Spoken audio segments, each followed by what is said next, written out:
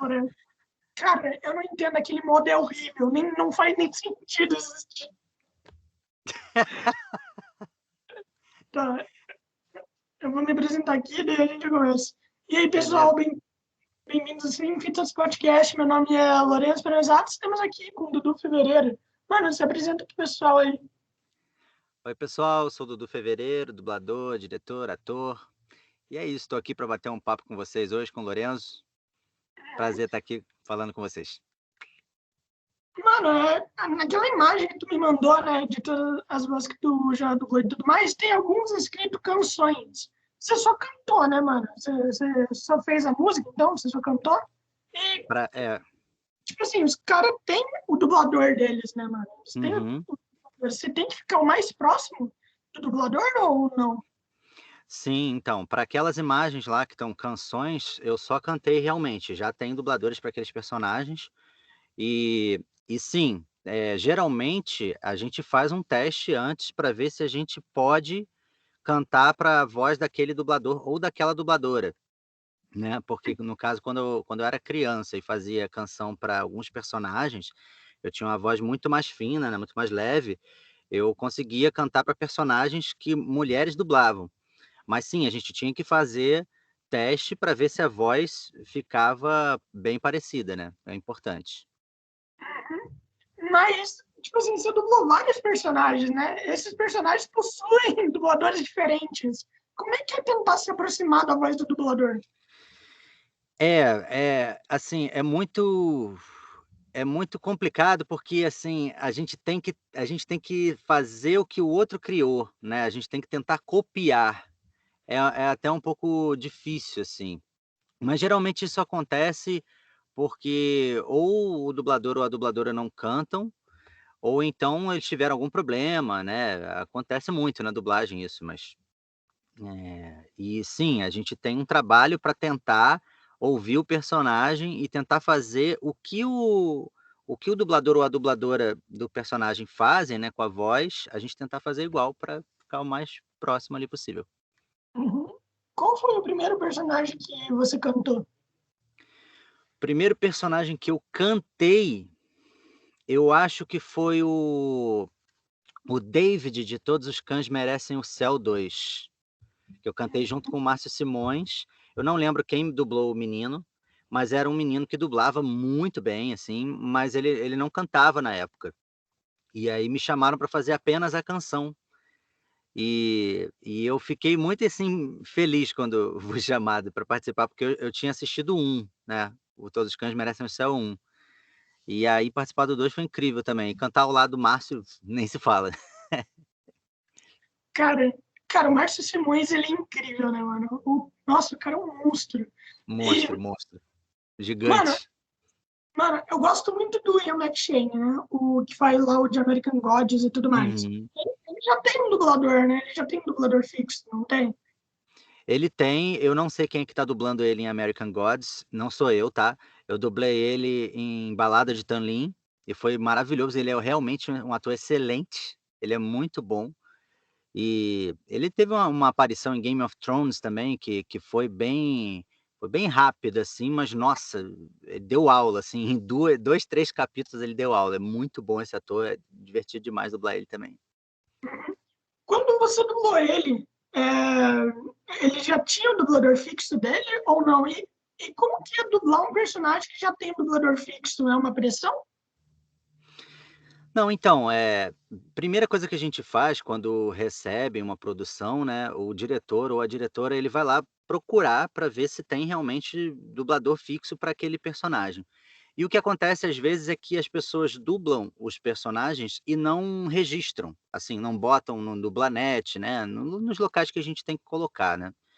E aí acontece de um dublador, sei lá, do Rio de Janeiro falar: "Ah, eu dublei esse personagem, esse ator no filme tal", aí vem outro de São Paulo e fala: "Não, eu também dublei ele, só que em outro filme", e tudo bem, sabe. Geralmente o que a gente faz, qualquer pessoa que esteja escalando para uma produção, né, dirigindo, ela tenta ver quais são os dubladores que já fizeram aquele ator, que já dublaram aquele ator, e tenta encaixar qualquer um deles, né, no perfil, vê como que é o perfil do personagem, fala: "Poxa, eu acho que para esse personagem, ficaria melhor fulano ou ciclano", entendeu. Então, tem uma avaliação da direção, mas na maioria das vezes é por teste, se for um papel muito importante, se for um dos protagonistas, o cliente geralmente pede teste. E aí o diretor pode, claro, selecionar os 3 ou 4 atores que já dublaram aquele ator, e aí o cliente escolhe. Geralmente é Hum, assim, mas a gente sim. tem sim cuidado para saber quem foi que já fez, até para não causar essa estranheza para o público, né, que já conhece o ator com aquela voz.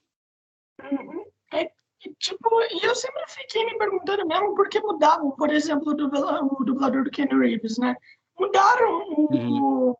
mudaram o dublador do Keanu Reeves no filme recente lá que ele fez, que ele volta no tempo e tudo mais, que eu esqueci o nome. É, Não me recordo também o nome do tem mudaram. E eu sempre fico em dúvida, tipo, pô, o dublador ele é gigante, ele faz o tempo todo. Então deveriam ter colocado nesse filme, já que é o último filme da trilogia. Eu não sei se você sabe qual filme que eu tô falando. Tá, que ele fez mais recente, que é um filme antigo, tá ligado? Um filme antigo, mas daí fizeram o terceiro filme agora, que tem Keanu Reeves bombadão e tudo mais. gente, deu branco agora, mas, eu lembro que teve um alvoroço, assim, na internet, né, falando sobre isso, é. Mas, assim, é realmente muito complicado. Eu particularmente, assim, tá, minha opinião, acho que tem Claro. que manter sempre os dubladores que já fizeram o ator antes, né, principalmente se for uma trilogia que, porra, o dublador já trabalhava naquele ator. Tem que manter o cara pelo menos na trilogia. Mas isso às vezes, assim, na maior parte das vezes, é determinado pelo cliente. O cliente pede para trocar, ou então ele pede teste, e aí, ele fala assim, por exemplo: "Ah, eu quero 3 testes para esse ator aqui". Aí você vai ver, é um ator hiper famoso que já tem dublador, que já faz há anos, vai falar: "Pô, esse ator quem dubla é fulano, eu tenho que chamar ele". Só que ele pediu 3 testes, então tem que botar ele, né, que dubla, e sei lá, vou chamar mais 2 que dublaram ele em um filme, sei lá, ou em outros poucos filmes e tal. E às vezes o cliente escolhe não o oficial, mas ele escolhe o outro. E não tem o que fazer. Às vezes o cliente ele quer mudar o perfil daquela voz para aquela produção, não sei, é coisa da cabeça deles. Mas eu Sim. acho importante manter, né, as vozes. Uhum. Mas por que tu acha que o cliente fez isso, entendeu? Por que tu acha, tipo, se ele já tem dublador fixo, ele deveria se importar com que a galera vai pensar, afinal, se você muda o dublador, isso pode afetar muito a bilheteria também, né?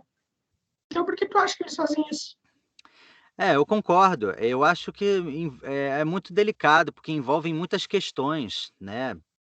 Eh, Tiveram até problemas, contratuais, assim, em alguns casos. Eu não vou muito me aprofundar, porque também, não sei, cada caso é um caso. Mas eu acho que na maioria das vezes que o cliente troca, não é por problema nenhum não, é por querer mudar o perfil daquela voz. "Não, a gente estava pensando em, sei lá, dar uma repaginada".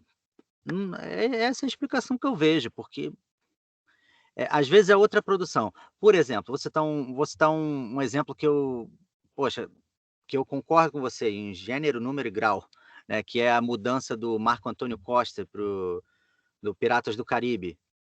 Ah, sim. É muito estranho, né, porque você escutou a voz do Marco Antônio no Jack Sparrow há muitos e muitos anos, aí você muda no meio da franquia, eu não digo nem para outra produção, entendeu. Se o Johnny Depp fizer algum outro filme e aí tiver uma outra caracterização, uma outra maquiagem, um outro perfil, pô, tranquilo, às vezes cabe outro ator fazer, sem problema. Mas eu como espectador também sinto uma certa estranheza quando a mesma franquia muda a voz, aí realmente. Mas geralmente, cara, isso é coisa do cliente mesmo. O cliente que quer mudar o perfil por de N razões. Sim. Ô, mano, tu é diretor também, né? Tu Isso. é diretor. Quantos filmes você já dirigiu? Filme, desenho, etc. Ah, não tenho como calcular, assim. Mas acho que vou chutar, tá, vou botar um número assim, entre 80 e 120 produções, mais ou menos.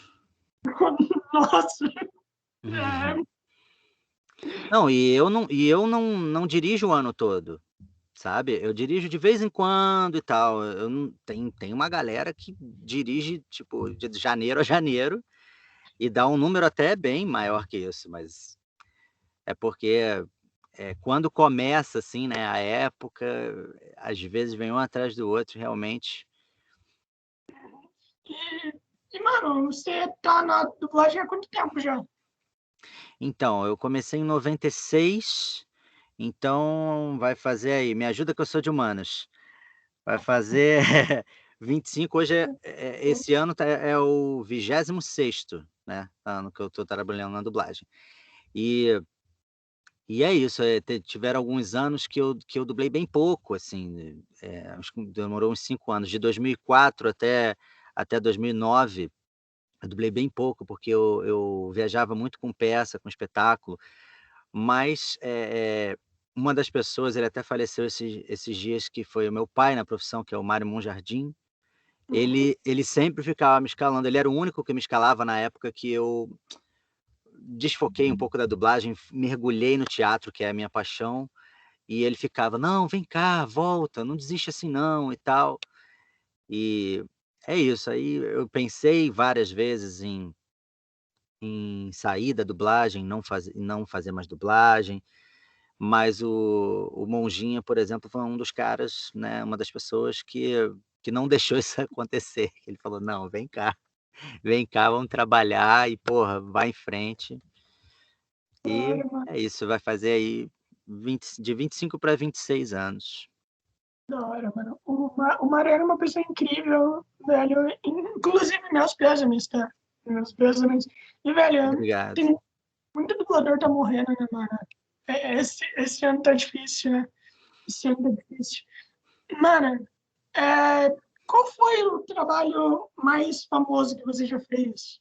Assim, Então, mais famoso é porque depende da área, assim, né. O que tem alguns que as pessoas sempre falam que são os 2 personagens Disney, assim, que eu fiz, né, que foi o Cristóvão do Ursinho Puff, a Ká também do Mowgli, né, que depois a série Mowgli ela recebeu uma outra série chamada Filhotes da Selva, que eram os filhotes, Balu, Shere Khan, Ká, todos eles filhotes. E eu dublei a Ká filhote.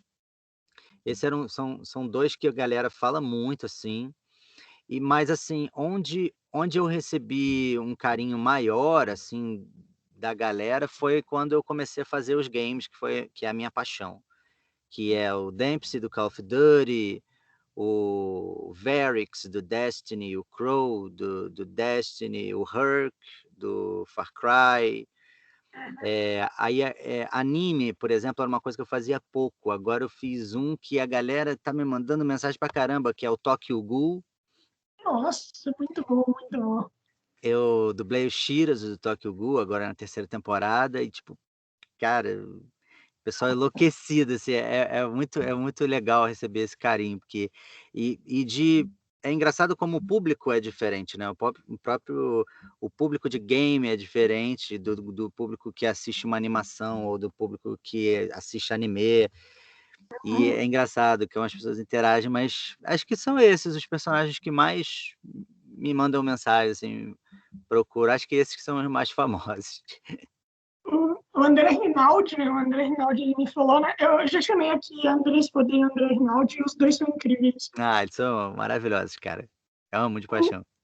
O André Rinaldi, ele me falou que ele acha que é por conta que o público do anime já assistiu aquele anime, por exemplo. Eles já viram aquele anime e eles ficam, tipo assim, há muitos anos querendo ver a dublagem daquele anime, entendeu? Então, quando eles veem, eles falam, meu Deus, mano, isso tá incrível, é tudo que eu sonhei.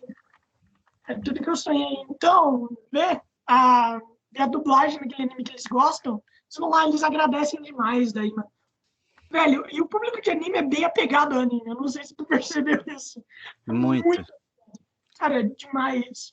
E você falou que não fazia muito anime, né, mano? Como é que foi pra você fazer um anime tão grande?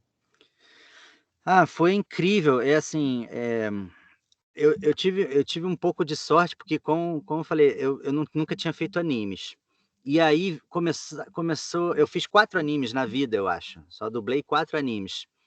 E aí um anime chamado Napping Princess, com a direção do Márcio Araújo, na Unidub, foi incrível, que eu fiz umas pontinhas e tal, uns vozerios, aquilo que a gente chama, né, e de participação pequena. E aí eu fui percebendo, porque tem uma pegada diferente realmente dublar anime, né. E aí depois eu fiz uma participação naquele Parasite, The Maxim, Ah, um pe conheço. ele é um personagem um detetive, ele que aparece pouco também e logo morre. Depois eu fiz um vilão em Akame ga Kill, que foi o Não, Ciura. Akame ga Kill, um anime chamado Akame ga Kill, muito não, legal. eu tava perguntando do vilão. É, e aí nesse anime, por exemplo, foi quando eu senti um pouco a mudança, a diferença do que é você mudar ou uma animação para mudar um anime, porque eles têm outra pegada, né. E e aí quando veio o Tokyo Ghoul, eu já tinha entendido um pouco como que funciona dublar anime, porque é diferente de dublar um desenho. E pra mim foi maravilhoso ser um dos protagonistas daquela série, porque, nossa, assim, eu tenho assistido para ver os pontos, né, do que o personagem aparece, mas não adianta, eu tô vendo tudo, porque é muito bom, cara, o anime é muito bom. E é uma sensação indescritível, assim, cara. Foi muito, muito legal. Ver as lutas, assim, sabe. E aí você vê os seus colegas de trabalho lutando do seu lado, e aí você passa, dá um golpe, eles passam e dão outra. É incrível, é incrível. Da hora. O, Deixa eu o, abaixar um pouquinho. o senhor é quem mesmo? Ah, aquele gato, né? É, não é? Não é um homem gato que é? Quem? O Quem? Shirazu? Não, o Ciura. O Ah, o Ciura Ciura do Akame ga Kill, ele é. é um vilão que ele incendeia umas estruturas lá, ele briga É, com com como é que é o Katsumi. nome daquele. Não, com Tatsumi não, Tatsumi ele briga com aquele general. O Lar? O Ciura briga com um cara de cabelo verde que morre. Tá, tá, não, não. Ah, tá, eu sei quem Eles é. morrem juntos. Ele morre jogado no espaço e tudo mais. Pô, aquele vilão é foda. Aquele vilão é da hora demais, mano. Podem me chamar de Ciura, o Grande! Cara, aquele vilão é muito bom, mano. E, velho, você falou que tem diferença em dublar desenho e anime. Qual que é a diferença? Então, a labial de anime é um é um labial, um pouco esquisita, não sei se você já viu que ela não é uma labial, porque hoje em dia as animações elas vão até completando a labial certinho, né, como que faz o L, o S. O anime não, ele tem uma labial um pouco mais livre, Uhum. sabe. E eles jogam muito na intenção, assim, tipo, eles mudam a expressão e aí você escuta no original que ele mudou a inflexão, que ele tá mais agressivo, e aí você tem que ir junto. É uma coisa, assim, indescritível, assim. E o ritmo deles também é um pouco diferente, né. Mudam, muitas mudanças, de nuances, assim, é incrível. Cara, como é que tu começou na dublagem? Você sempre quis ser dublador? Não, eu comecei porque, eu sempre gostei muito de cantar, desde Uhum. cedo, assim, cantava no chuveiro, e minha mãe falava assim: "Cara, eu vou fazer uma avaliação com você, para ver se veem se você tem futuro nisso, se você pode investir nessa carreira. Você quer isso? Você quer fazer cursos?" Aí eu falei: "Ué, podemos", acho que ela perguntou se eu queria fazer curso de teatro, televisão e tal, e aí eu fiz um curso de canto com a Maria Brava, um curso de teatro com a Sininha de Paula, e um curso de dublagem com o Eduardo Dascar, que também já está há muitos e muitos anos no mercado aí. Hoje é meu amigo, meu irmão, mas foi meu professor, e aí eu fui lá na antiga TV Tupi, que fica ali na Urca, no Rio de Janeiro. Eu fui lá, eu, minha mãe e minha irmã também fizemos o curso. Fui fazendo curso, fui adorando e fui fazendo teatro e me apaixonei por teatro. E e aí foi tudo ao mesmo tempo, assim, sabe. A música, o teatro e o canto. E aí o Eduardo Dascar, que era o meu professor, ele falou: "Cara, você canta, tem muita gente precisando de criança para cantar". Porque realmente o mercado é muito difícil de entrar, né. Todo mundo que entra fala a mesma coisa. Os 2, 3 primeiros anos são os mais difíceis. E aí, o início para mim, não foi tão difícil, porque eu tinha facilidade para cantar e precisavam muito de criança afinada, assim, de criança que cantasse. E eu tinha uma certa facilidade a ponto de, assim, a pessoa falar assim: "Ó, tá ouvindo essa música?" Aí eu escutava a música, "Agora canta em ré menor". Aí eu ficava: "Tá, que isso?" Tipo, eu era uma criança, né, cara. Aí a pessoa vai e fazia a primeira nota da música, né, em ré menor, eu conseguia reproduzir a mesma música, só que em ré menor todinha. Assim, isso era uma coisa para criança, assim, era muito difícil, né. E aí eu acabei me aproximando muito da dublagem dessa forma, cantando em muitos personagens.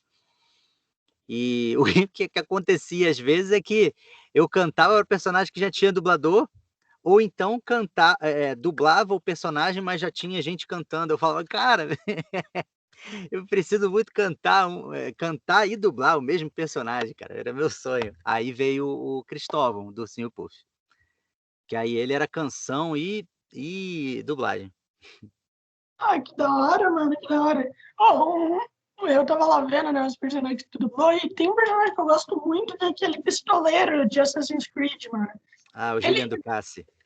cara, o visual dele é muito bom, é muito bom, eu adoro aquele visual. E, cara, como é que foi dublar ele? Tipo, Assassin's Creed é uma franquia gigante, né, mano? Como é que foi dublar uma franquia gigante?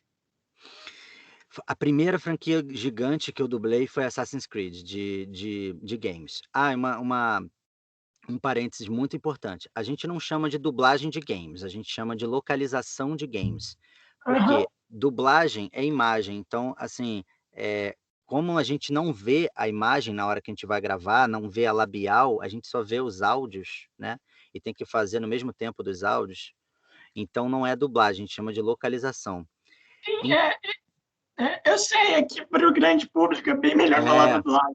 Falar é. localização, os caras não vão entender. A Até acontece de dublar jogo, tipo, sabe aquelas cenas, assim, cinematics que tem em qualquer jogo, tipo animação, aí nessas cenas a gente vê a labial, aí a gente pode falar que dublou, mas assim 95% não é dublado, é só gravado. Mas respondendo a tua pergunta, tipo, cara, Assassin's Creed foi a primeira franquia gigante que eu dublei, eu levei um susto, assim, que eu gravei, né, de games. Eu levei um susto, porque foi o Assassin's Creed 3.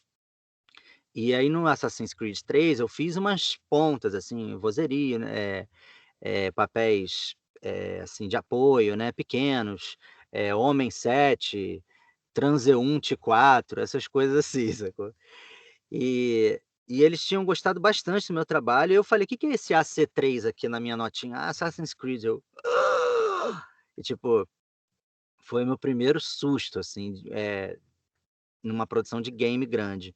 E aí eles me chamaram para o Assassin's Creed 4, aí teve o teste para o Juliano Ducassi, e aí teste é aquilo, né, você fica feliz porque foi convidado para o teste, mas também você fica numa aflição danada, porque você ainda não passou. O Aham. cliente vai escolher, e tipo, quando é personagem grande, o cliente tem que escolher, ou que tem uma relevância bacana na história, né. E dublar ele foi incrível, porque ele fala muitas frases em francês, o cliente até passou isso na descrição, que queria que algumas frases não fossem traduzidas do francês, né, que ele fala: "Fils de putain!", uma coisa assim, né, com Aham. de francês. E aí eu liguei para um amigo meu que é professor de francês, eu falei: "Cara, me ajuda que eu estou precisando falar algumas coisas em francês, vê se a pronúncia tá ok". E ele pedia para eu repetir, ele falou: "Cara, tá, dá para levar tranquilo". Aí me corrigia nas nas pronúncias. Mas foi divertido demais, cara, porque ele é bem porradeiro, né, ele é bem intenso, né. Cara, por que o cliente não quis mudar? Por que ele quis deixar umas frases em francês? Tipo, tu não é francês, tá ligado? É, eu enxergo assim, porque alguns personagens quando eles, sei lá, um personagem veio da França, foi da França para outro lugar, e ele tem um sotaque muito carregado, ou ele não conhece todas as palavras locais, ele vai acabar falando uma palavra ou outra no seu idioma nativo, ou para xingar, ou para alguma coisa. Isso tem muitas produções assim. Mas Aham. foi divertido, assim, pesquisar para tentar fazer na pronúncia correta, né. Ai, que legal, mano, que legal. Cara, e tipo assim, você já fez cento e você falou que você fez cento e poucas, né, você dirigiu cento e poucas coisas e tudo mais, né. Aproximadamente, é um número chutado, tá, não tem que depois até posso até ver, mas é algo entre 80 e 120. Cara, e tipo, isso é muita coisa. Tipo, isso é muita coisa. Tu prefere dirigir ou dublar? Então, mais prazeroso, né, mais gostoso de fazer é dublar, com certeza, porque é uma participação importante, porém, única, né, é só você ali, então é um espaço de criação, tipo, eu tô aqui dentro do estúdio. Sou eu com o personagem, eu entendi como que eu quero fazer ele, junto, né, com o diretor ou com a diretora, a gente montou como que ele vai ser construído, e aí é a parte de eu acrescentar o meu processo criativo como ator, e isso é muito gostoso, mas ao mesmo tempo, dirigir é uma função que requer mais responsabilidade e que requer mais tarefas também. Ele é uma atividade mais importante para a produção do que você apenas dublar, porque quando você vai dublar, você vai fazer um personagem, né. Quando você vai dirigir, você vai auxiliar na criação e auxiliar na inflexão, na interpretação de todos os personagens. Então se você, conhece a história, se você puder dar um briefing, um background decente, né, para todos os dubladores, para eles entenderem, a história e o contexto dos personagens deles na história, você pode dar uma contribuição maior para a produção. Então eu julgo que, assim, você perguntou o que eu gosto mais, o que eu gosto mais, o que é mais prazeroso é dublar. Porém, eu amo dirigir, tipo, é uma diferença bem pouca, assim, sabe, porque eu amo dirigir, porque apesar de ser cansativo, você contribui mais para a produção, então é prazeroso também. Uhum. E uma das coisas que você me falou agora, você falou que dirigir junto com tal diretora ou tal diretor, né?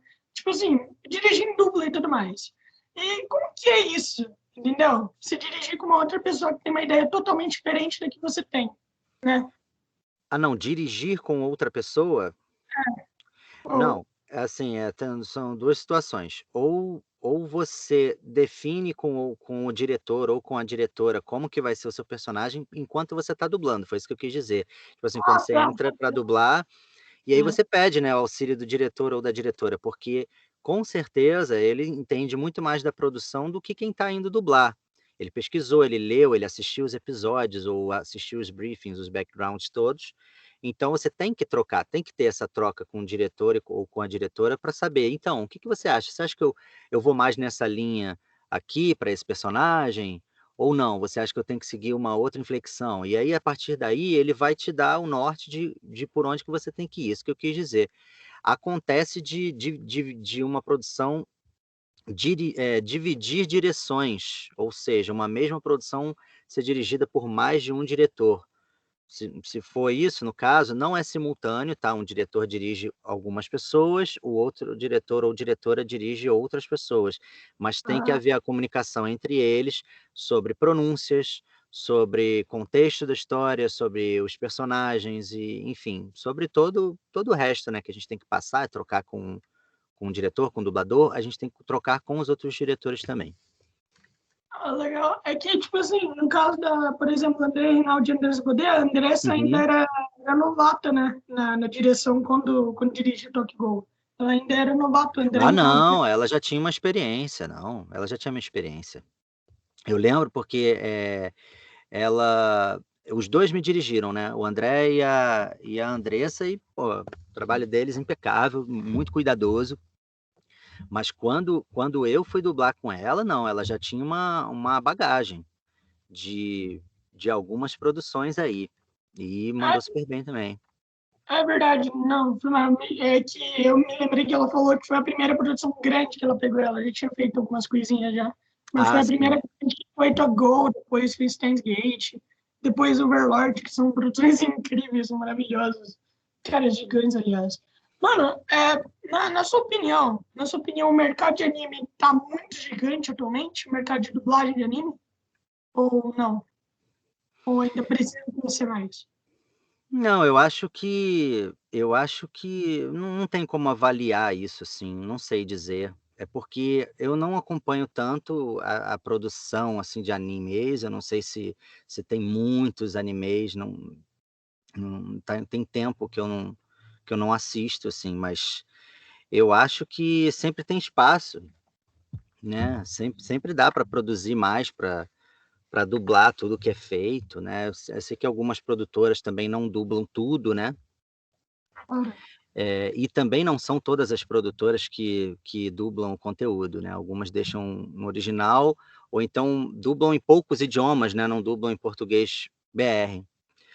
Mas eu não tenho como te dar uma posição concreta sobre isso, porque eu não estou muito a par disso, né, de se há um volume gigante de produções de animes, e muitas não foram dubladas, ou se estão dublando todas.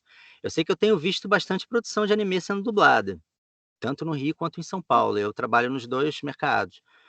Eu eu vejo bastante, agora não sei, qual é a porcentagem disso, né, em relação aos que existem, tipo, beleza, estão sendo dublados 75 animes e tem 1.205 produzindo, não sei, entendeu. Então pode ser uma fração muito pequena ou muito grande, não tenho como dar uma posição, porque realmente não tenho mano, know-how disso.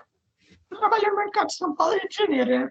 Você Isso. sabe me dizer se ainda há uma briga de dubladores de São Paulo e dubladores do Rio de Janeiro? Antigamente tinha, né, mano? Antigamente tinha. Só chamavam pessoa de São Paulo para dublar em São Paulo e pessoa do Rio de Janeiro para dublar no Rio de Janeiro, né?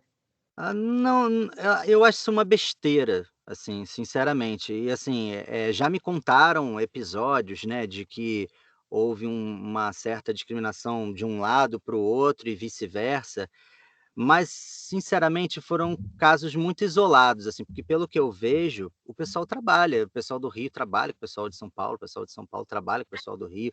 Eu sou uma prova viva disso, o mercado de São Paulo super me acolheu, né, e eu trabalho no Rio desde 96, mas eu trabalho em São Paulo desde 2016 ou 17, 2016.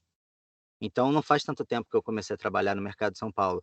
E eles me acolheram super, hiper bem, todo mundo me tratando com educação, com carinho, e aí foi o que você falou, a gente escuta essas histórias, escuta, a gente vê na internet, e a gente só lamenta, né, porque assim, devem ser coisas pontuais, assim, individuais, uma pessoa teve um problema, ou outra teve um problema, porque geralmente, eh não vejo isso atualmente, principalmente com agora com a pandemia, que teve a possibilidade da gente abrir para gravação remota, né, muitos estúdios estão gravando remotamente, facilitou um pouco essa inclusão, né, de Rio em São Paulo e de São Paulo no Rio, sabe.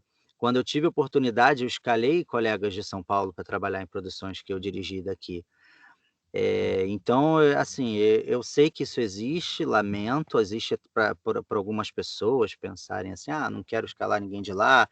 Eh, Antigamente, quando não pensava-se no remoto, era realmente mais difícil você manter uma pessoa de outro estado, então tem que ser: "Ó, eu vou te escalar, mas você vai estar aqui sempre? Toda semana você vai vir para São Paulo?". "Sim". Então, tipo, eu me comprometi, mas a gente entende que o con às vezes não acontece com todo mundo, né, tem gente que não tem como. Então isso um pouco dificulta um pouco, mas eu acho que essa rixa é parte de poucas pessoas na real e a gente acha que é do mercado todo, porque, tem muitos amigos paulistas que eu amo de coração, de paixão, e o mercado de lá me acolheu, não posso falar por mim, essa questão de que há uma rivalidade, e eu acho besteira, eu acho que tem bons profissionais e boas pessoas em ambos os mercados, todo mundo querendo trabalhar e fazer o melhor possível para a dublagem, para o público e para o mercado em si, então é isso que eu acho. Por conta que, tipo assim, quanto mais você evita a galera de trabalhar, menos emprego tem para todo mundo, né? Menos emprego tem, e quanto mais você libera para geral, melhor ainda, melhor ainda. E pode falar, você vai falar alguma coisa? Pode falar, eu já. Não, era só um parênteses, assim, liberar, assim, a gente tem que ser aberto a ouvir o trabalho de todos. O que a gente precisa focar, né, e essa é a preocupação de tanto do mercado do Rio quanto do mercado de São Paulo, é que as coisas caminhem de acordo com os nossos acordos, de acordo com as nossas convenções coletivas de trabalho, né, respeitando os nossos pisos, aquela coisa toda, entendeu? Toda uma preocupação para que não haja um sucateamento da profissão, né. Essa preocupação é digna, entendeu. Tanto ambos os mercados, se preocupam com isso, focam nisso, têm reuniões para falar, conversar sobre isso. Então, assim,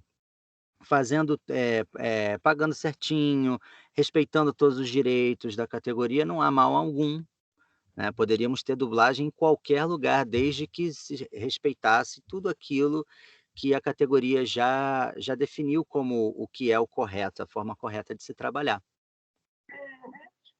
Mano, pra você, qual foi o personagem mais difícil que você já dublou? E por quê? Me fizeram essa pergunta e até estranharam a resposta.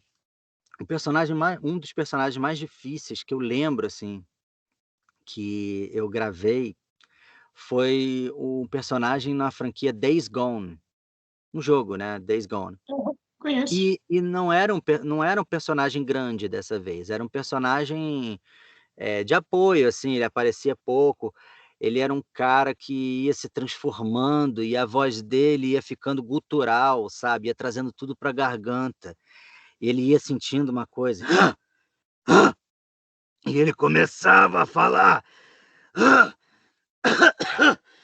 sei lá, parecia que a voz ia mudando, "Eu sinto", sabe, "Eu sinto".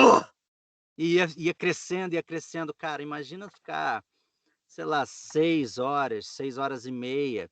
Nossa, Não, nossa, foi muito.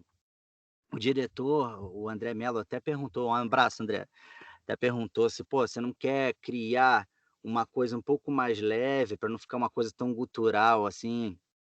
Eu falei: "Não, cara, o original tem isso, então vamos nessa". Aí de 20 em 20 minutos eu parava, bebia uma água pra E teve um outro personagem que eu também não posso contar ainda, porque acabei de fa tem poucos meses, ele ainda não saiu. Ele é um autista que ele apanhou na infância e tal do pai, ele foi violentado pelo pai, e aí ele cresceu com muitos traumas, então ele fala tremendo, ele tem mudanças de humor, sabe, ele muda a expressão rápido, ele treme, ele não consegue olhar no olho das pessoas direito. Foi muito, muito difícil de fazer esse ator. Felizmente eu não posso contar ainda, mas foi muito gostoso. E não, pode falar. ah, não, eu só ia falar pra você, mano, deve ter sido muito complicado até emocionalmente, né, mano? Deve ter sido muito difícil até emocionalmente, tipo, cara, mano, muito pesado, tipo, muito. Sim, e ele tentava manter uma coisa, pra não chorar, sabe, mas a vontade dele era chorar o tempo inteiro, e aí tem uma cena que ele desaba de chorar. Essas cenas que mexem com o emocional também são muito complicadas de fazer, porque requer um certo cuidado, você tem que estar ali junto com ele, observando a expressão, tentando fazer a expressão junto com ele, para que você fique o mais, eh, parelho possível, né, com o original. Mano, quando você tá falando desse personagem aí, tu começou a falar das cenas, eu pensei, mano, ele não deveria estar falando, tá ligado? Por conta do filme. Tipo, eu já ia falar pra você, mano, não fala da cena não precisa falar. Não. Ah, não, mas isso pode. Falar que teve uma cena assim, assado, pode. Ah, ah, ah, tá. O que eu não posso fazer é falar nome de produção, onde que vai passar, nome de personagem, nem o ator. Mas falar que teve uma cena que foi assim, assado, que ele sofria, que ele chorava, isso eu posso fazer, não tem problema não. Mas pera, tu não pode falar onde vai passar, mas não seria muito bom se tu pudesse falar onde vai passar para ter Então, uma divulgação? geralmente o estúdio ou o diretor ou o pessoal que trabalha com a produção, eles avisam: "Ó, já pode divulgar produção Ah, tal e tal". Aí, enquanto isso, a gente tem que sim. Sim, tem quebra de contrato, né? Nossa, sim. é, Sim, é uma coisa até interessante falar das coisas de contrato, tá ligado? Por conta que tem coisa que você não fala, daí a pessoa fica falando assim, nossa, o cara não quer falar isso, mas que chato, sabe? Não, mas não é culpa sua. Não é culpa gente, desculpa, tem algumas coisas não dá para falar realmente. Não, o pessoal me manda mensagem, assim, pedindo spoiler mesmo dos jogos, né, que eu faço. Sério, o público gamer é um público, assim, eles são inacreditáveis, cara. O amor, o carinho que eles têm pelas franquias é inacreditável. Eles mandam muitas mensagens querendo saber o que aconteceu. Eu falo: "Cara, eu não posso dizer, entendeu? Eu não posso". É porque aí, pô, amanhã a pessoa vai e tira print do que eu falei. Não posso falar, desculpa. é, sim, triste. Mesmo se for em live, o pessoal vai lá, vai gravar a tela. É, sabe. Não dá, mano. Não dá. Velho, qual foi o personagem mais chato que você já dublou? Personagem que você não gostou de dublar? Caraca, essa é realmente difícil, porque eu não me recordo de alguma coisa que tenha sido um desprazer.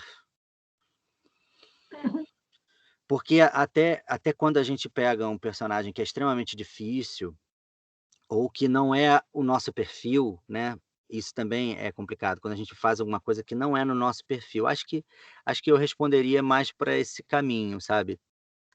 Porque quando a gente acha alguma coisa difícil, a gente quer conseguir fazer, a gente se sente assim, se sente desafiado a fazer, a conseguir, né, junto com o auxílio do diretor, da diretora, do técnico. Eh, eu acho que os personagens que qualquer dublador se sente um pouco desconfortável para fazer são aqueles que isso acontece pouco, né, mas acontece, são aqueles que não são muito o nosso perfil. Às vezes, chamam a gente para fazer uma coisa que é muito mais pesada, sabe, ou muito mais leve. E assim, o que que a gente tem que fazer? A gente tem que suar para fazer aquilo dar certo, né, tipo, me chamam para fazer idoso, às vezes, eu faço. Ou me chamam para fazer adolescente, eu faço. Mas aquilo não é a minha região confortável, né, para fazer adolescente. Não é. Então, eu tenho que elevar a voz, falar: "Qual é, mãe?", alguma coisa do tipo, trazer mais para essas gírias, mais para projeção, para de repente a voz ficar um pouco mais aguda, mas entende, por exemplo, não é a minha região confortável. Então esse tipo de produção é um pouco mais, desconfortável, né, em relação à extensão vocal, por exemplo.